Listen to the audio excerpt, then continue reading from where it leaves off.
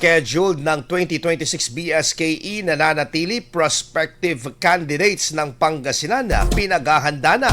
Para sa detalye ng balitang yan, kasama natin Idol Joanna De Vera. 104.7 IFM. Report!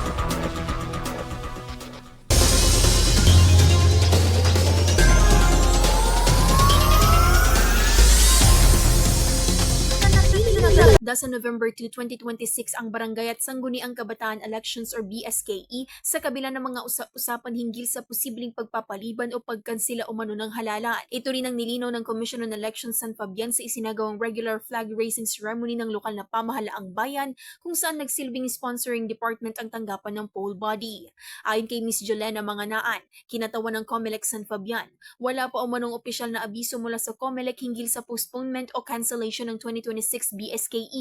Dahil dito, hinihikayat ang mga inaasahang kandidato at iba pang stakeholders na maghanda batay sa kasalukuyang election calendar. Naglabas na rin ng abiso ang COMELEC Bayambang at Mangaldan sa isasagawang pre-candidacy orientation para sa mga aspiring candidates na tatakbo para sa 2026 BSKE.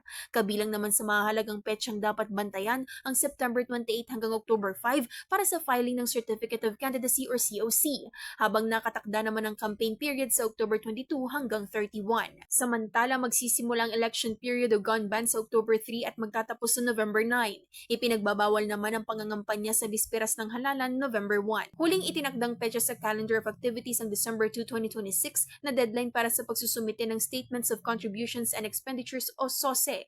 Sa ngayon, binibigyang diin ng COMELEC ang kahalagahan ng pagsubaybay sa mga opisyal nitong anunsyo upang maiwasan ang pagkalat ng maling impormasyon tungkol sa schedule at mga patakaran ng halalan. Habang papalapit ang filing period, inaasahang magiging mahalaga ang mga susunod na abiso ng COMELEC para sa mga prospective candidates, botante at iba pang sektor na kalahok sa 2026 BSKE.